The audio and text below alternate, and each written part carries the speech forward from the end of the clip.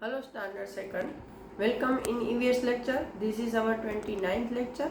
In previous lecture we have started our chapter number 8, different type of houses or houses we build, and discussed some types of houses over there, and started about the helpers who help us to build our house. Now today we are going to discuss some more related to our house.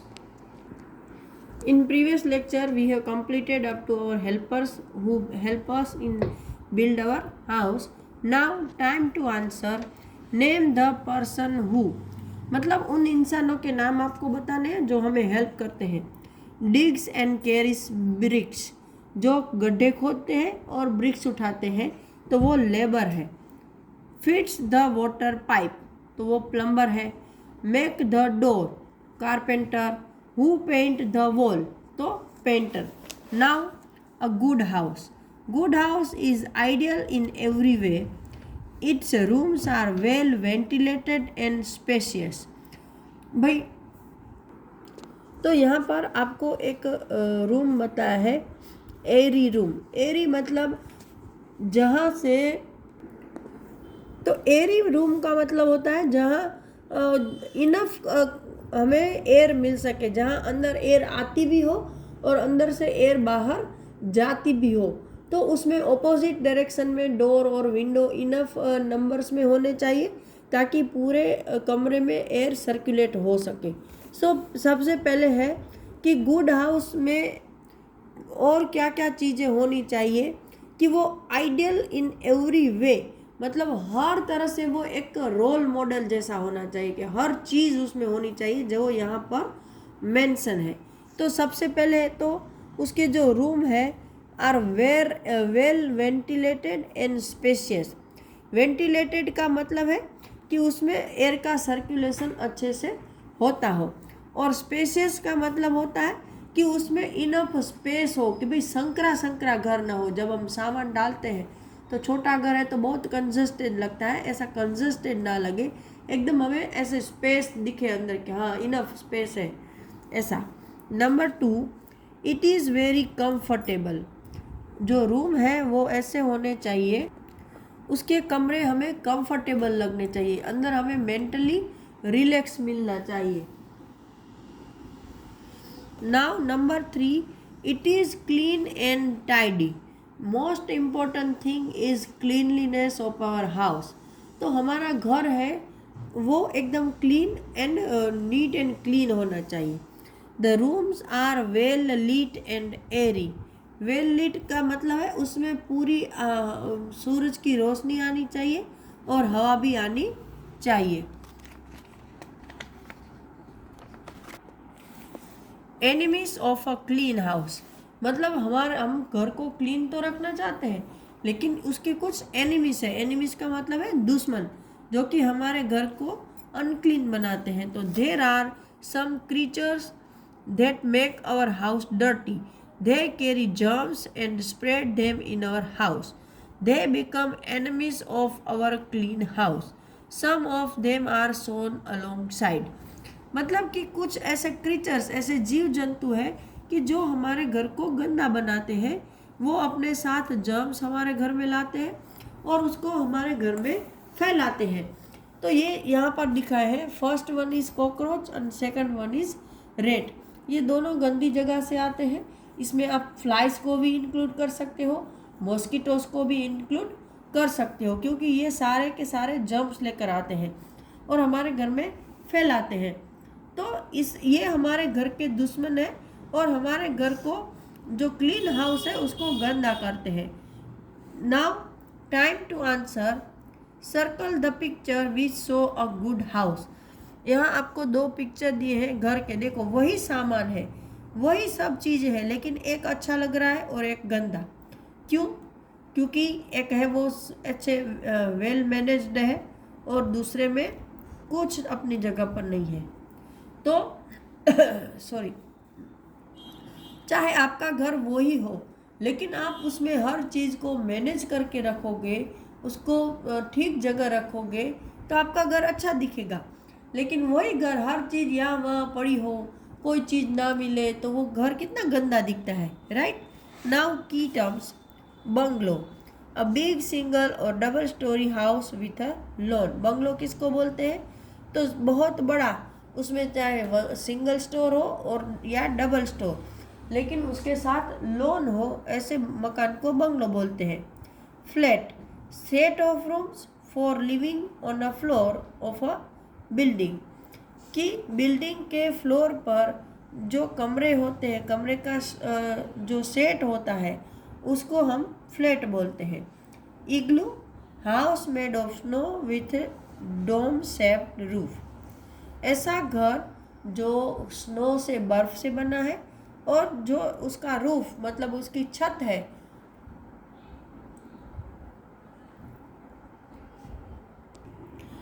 मतलब उसका जो ऊपर का roof है, छत है, वो dome shape, डोम मतलब ऐसे गुंबज जो हाफ सर्कल जैसा होता है ना, ऐसा रूफ होता है, उसको हम इग्लू बोलते हैं। स्टिल्ट house, house build high about the ground in area of heavy rainfall, जहाँ पर बहुत ज़्यादा बारिश होती है, ऐसी जगहों पर जमीन से ऊंचाई पर जो घर बनाया जाता है उसको हम स्टिल्ट हाउस बोलते हैं। Architect, architect, a person who design our house before it is build, हमारा घर बने उससे पहले जो इंसान उसकी डिज़ाइन तैयार करता है उसको हम आर्किटेक्ट बोलते हैं। तो यहाँ पर ये हमारा चैप्टर ख़त्म हो रहा है। नाउ यहाँ पर हमारी प्रैक्टिस का टाइम शुरू हो गया है। तो question number A, fill in the blanks. There are 1 2 3 4 5 blanks over there and 5 answers over there. Number 1 is ice, second cloth, safe, air, sloping. तो we feel days in our house, हम हमारे घर में ये फील करते हैं। क्या feel करते हो? आइस करते हो, क्लोथ करते हो, सेफ करते हो, एयर करते हो या स्लोपिंग? तो हम सेफ फील करते हैं ना, तो यहाँ क्या हम लिखेंगे? Safe. Now an igloo is made of, igloo किससे बना होता है? तो के आइस से।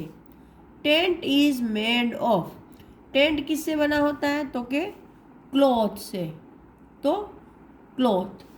Houses on hills have dash roof, ये पॉइंट आपके चैप्टर में नहीं आया है, तो मैं यहाँ बता रही हूँ कि जो हिल पर मकान होते हैं उसकी जो छत होती है वो स्लोपिंग होती है। स्लोपिंग का मतलब कैसा? ऐसी, देखो ऐसी, इसको स्लोपिंग रूफ बोलते हैं।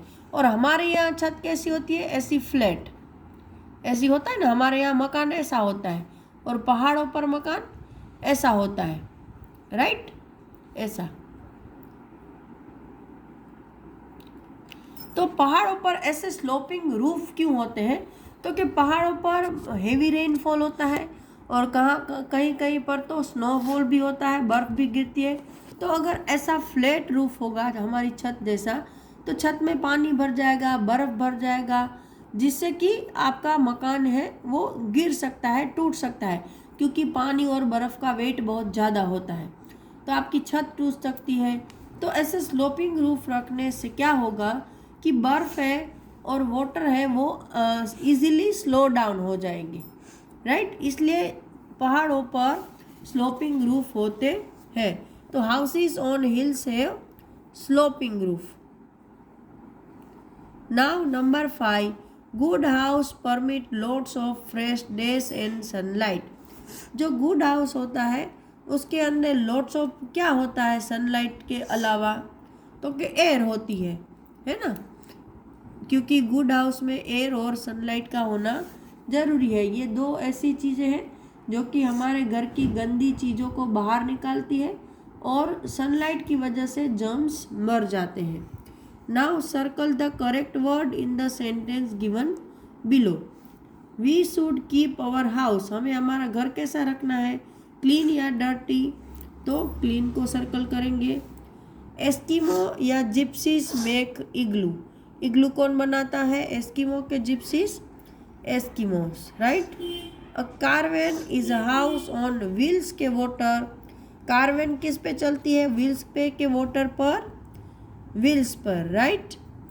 हट इज मेड ऑफ, हट मतलब झोपड़ी, किससे बनती है? सीमेंट के से, मड से, तो मड से। तो यहाँ ये हमारा क्वेश्चन बी भी खत्म हुआ। Now question C, write T for true and F for false for the following statement. Kachcha house is costly to build, मतलब कच्चा हाउस बनाने में बहुत ज़्यादा पैसे लगते हैं। तो ये तो गलत है, कच्चा हाउस तो मिट्टी और लकड़ी से बन जाता है। Log house is made where it's rain a lot, जहाँ पर बहुत सारी बारिश होती है वहाँ पर लॉग हाउस बनता है। तो ये भी गलत है, लॉग हाउस तो हिल्स पर बनता है जहाँ पर लकड़ी आसानी से मिलती है। हट्स आर वेरी स्ट्रॉन्ग, हट मतलब झोपड़ी स्ट्रॉन्ग होती है, तो ये भी गलत है। Now match A with B. Electrician, electrician क्या करता है? मेक्स डोर एंड विंडो, दरवाजे और खिड़कियाँ बनाता है। No. Gives job to labour, labour को जॉब देता है, मतलब अपने नीचे वर्कर को रख के घर बनवाता है। No. Fits and fix taps and pipes, tap and pipe मतलब नल और पाइप को फिक्स करता है। No. Does electric wiring, electric wiring करता है, तो यस। तो 1 के सामने आएगा डी। नाउ कारपेंटर, कारपेंटर क्या करता है? तो के makes doors and Windows. Plumber क्या करता है? तो के fits and fixes taps and pipes, तो सी। और कॉन्ट्रैक्टर क्या करता है? तो के गिव जॉब्स टू लेबरर, अपने अंडर में लेबर को काम देकर उससे घर बनवाता है। Now question number E, answer the following question. Name the houses that is built on, name the house that is built on wheels, जो मकान व्हील्स पर बना है उसको क्या बोलते हैं? तो के caravan. House that built on wheels is called caravan. What is bungalow? तो बंगलो इज अ सिंगल और double storey building with lawn.